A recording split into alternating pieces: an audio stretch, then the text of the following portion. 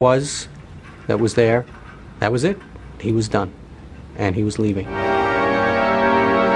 Both Spider-Man and Doctor Strange were big hits with Marvel fans, so Ditko's leaving potentially posed huge problems for the company.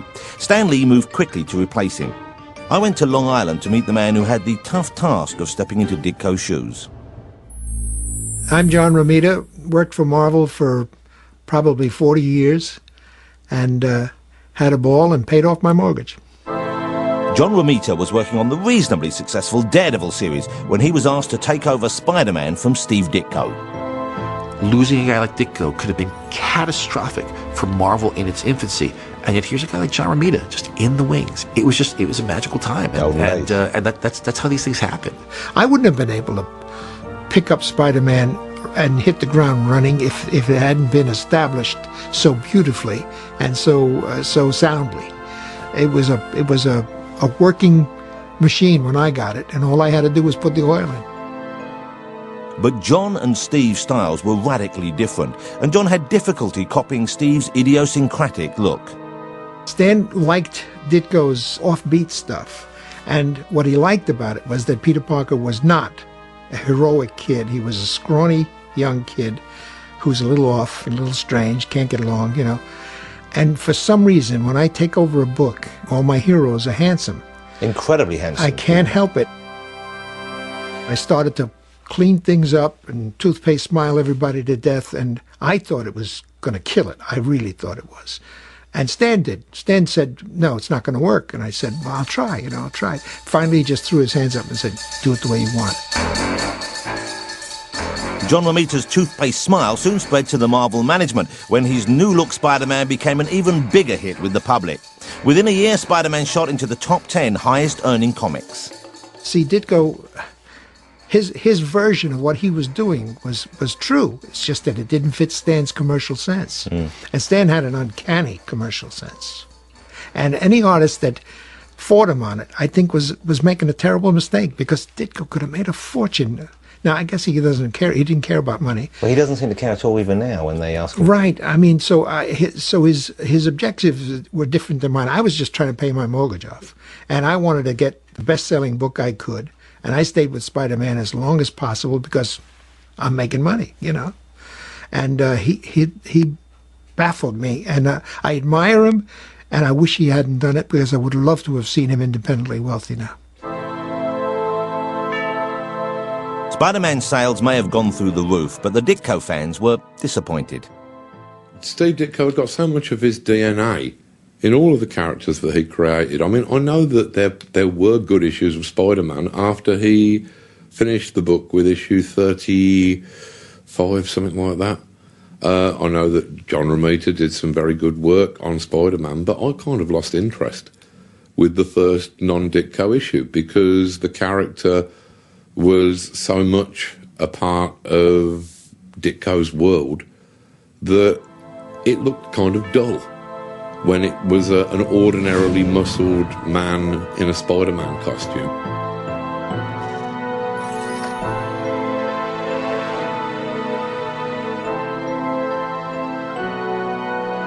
Although he left Marvel, he didn't, of course, leave the world of comics. First, he went to a company called Charlton, based in Connecticut, who never enjoyed the success of the big companies and paid considerably less, but rather tellingly had a reputation for letting artists and writers do more or less what they wanted without editorial intervention.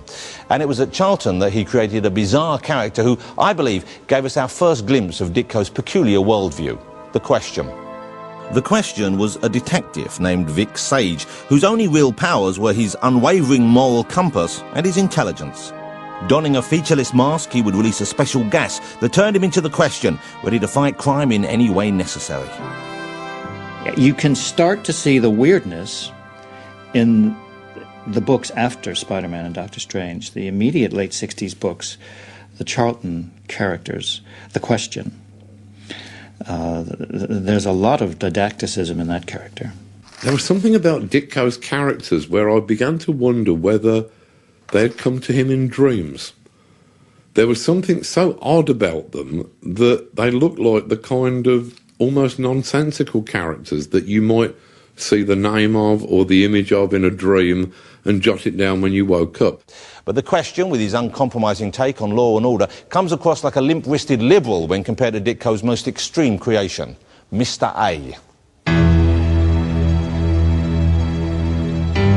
Ditko created Mr. A for an independent comic publisher called Wit's End.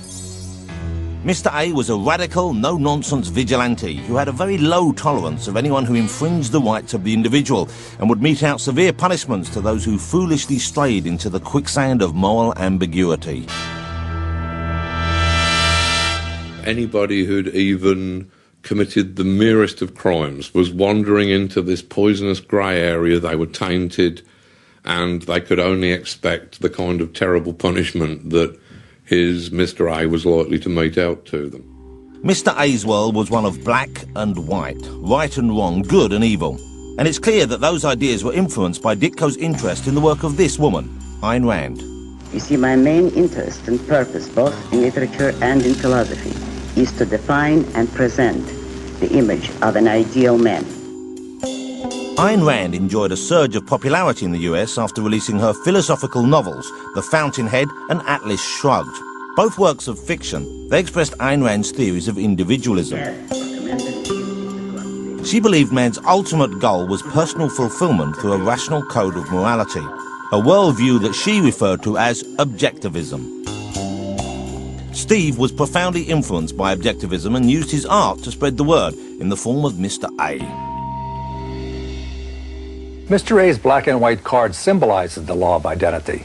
It identifies the two moral potentials possible, the good and the evil, and by one's chosen action, the best or the worst potential can be actualized. The card is also a symbol of justice. For Ayn Rand, justice is objectively identifying a thing for what it is and treating it accordingly. No one gets the unearned. The innocent is not penalized, the guilty is not rewarded. You know, Steve Ditko obviously would like me to read these and see the light and step into the light and become an objectivist and become an Ayn Randian philosopher like what he is. And instead, I wind up reading them as something closer to classic American outsider art. They move more into the realm of just sheer, beautiful, wonderful, straight from the heart American barking madness, then I think, and that's the level on which I appreciate them. They don't even pretend to be stories. There is good, there is evil, there is no grey area. One of the stories that I remember hearing, I think from Marv Wolfman, about Steve Ditko was him going to visit Steve Ditko when I think Steve was living above a thrift store somewhere in New York, and they'd had a pleasant conversation, and before Marv Wolfman left, Steve Ditko said, I just want to show you something.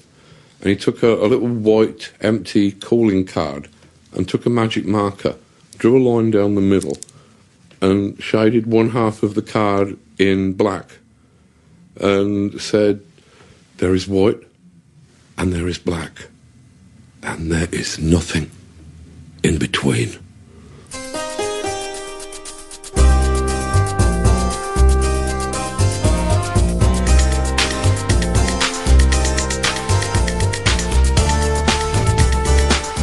Ditko's creations, Mr. A and The Question, were a big influence on the character Rorschach in Alan Moore's classic graphic novel, Watchmen.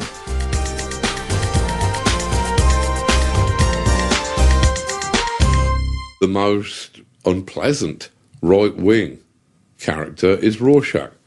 He almost ends up as